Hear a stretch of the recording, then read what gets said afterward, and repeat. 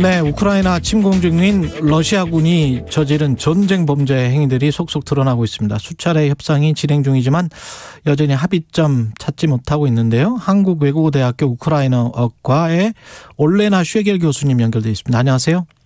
네, 안녕하세요. 네, 심정은 지금 굉장히 불편하실 것 같습니다. 고개, 예. 해야죠. 예, 가족은 괜찮으세요? 네, 저희 이제 부모님은 운 좋게 이제 대피를 하셨는데, 그래도 외삼촌 가족은 지금 러시아가 공격하고 있는 남부에 계시다 보니까 걱정이 많습니다.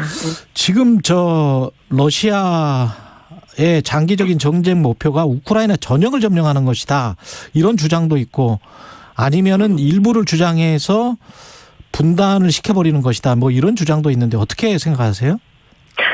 사실은 우크라이나 전역 청년은 장기적으로도 쉽지 않을 목표일 거라고 생각합니다. 그렇죠. 예. 근데 우선 푸틴이 5월 9일까지, 그러니까 5월 9일은 러시아에서는 2차 대전 승전의 날이거든요. 그래서 푸틴한테는 5월 9일까지 승리라고 할 수 있는 성과를 얻어내고 싶은 건 사실이거든요. 예. 그래서 그때까지 당연히 우크라이나 전역을 점령하지 못하겠지만 러시아와 붙어 있는 우크라이나 돈바스, 우크라이나 동부부터 남쪽 해안을 따라 이제 러시아 연타와 크림판도를 연결하려고 할 거거든요. 예. 그래서 마리우폴과 헤르손의 점령은 이것을 이제 뒷받침해주고 있는 겁니다.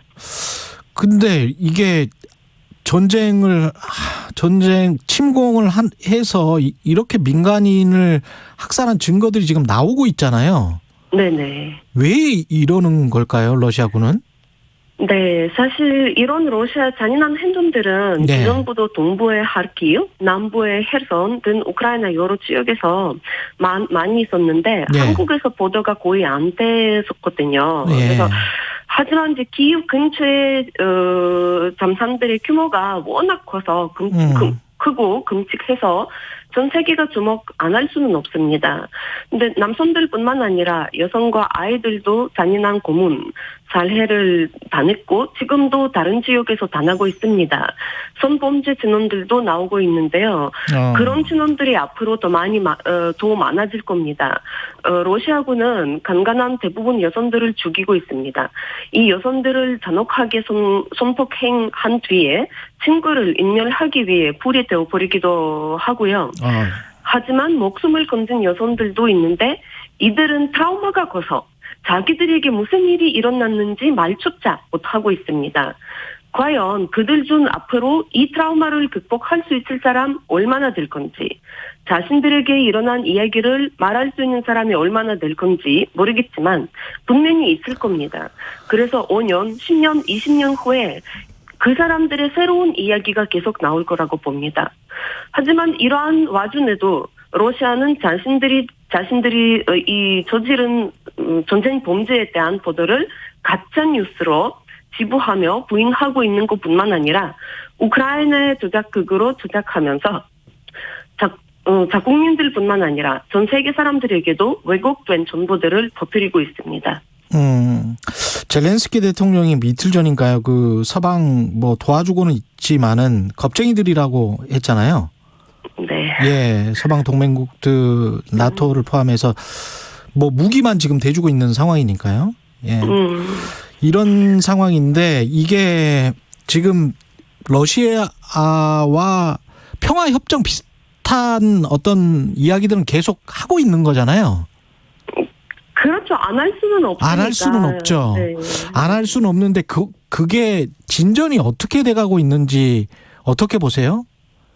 그거는 참 쉽지 않을 거라고 봅니다. 왜냐하면 제가 예전에도 그 말씀을 드렸는데 이 협정이라고 하는 거는 서로 좀 얘기할 수 있는 조건들을 내세우면서 이루어지는 건데 말 그대로 어떤 타협이 이루어져야 되는 거잖아요.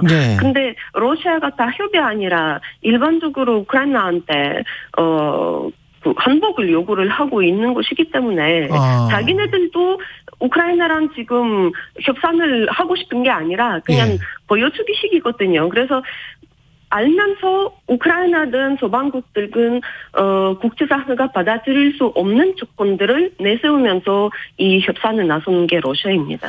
지금 침공의 당사자인 러시아와 피해국인 우크라이나 사이에 양자 간에 지금 평화 협상을 하고 있는 거잖아요.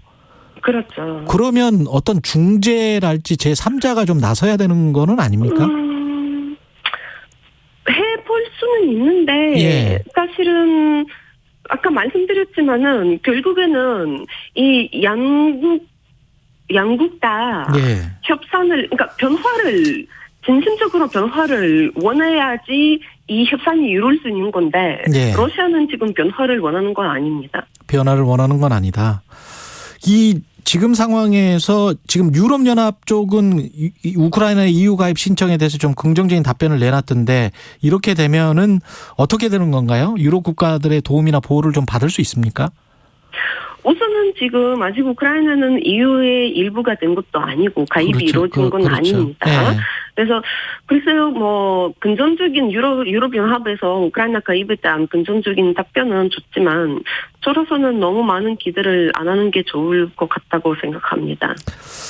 그렇군요. 그러면 이게 지금 러시아군은 전쟁 범죄를 지휘한 것으로 시리아 내전 당시에 전쟁 범죄를 지휘한 것으로 의심받는 러시아 장성을 지금 이번 전쟁의 야전사령관으로 총지휘 야전사령관으로 임명했다라고 지금 보도가 나왔거든요. 네네. 이거는 정말 해보자는 더 하겠다는 이야기인가요?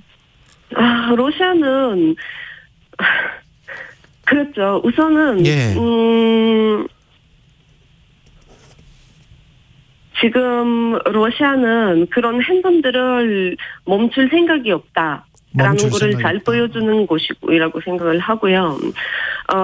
그다음에 이제 아시겠지만 러시아는 우크라이나에서 금지된 무기를 많이 사용하고 있지 않습니까? 직속탄이랄지 사용했죠. 예. 그렇죠. 이런 직속탄뿐만 아니라 인으로 만든 백린탄이라든가 진공폭탄이라든가 예. 등 이제 국제법상 사용이 금지된 무기를 우크라이나에서 사용하고 있는데요. 이것은 분명한 전쟁 범죄입니다.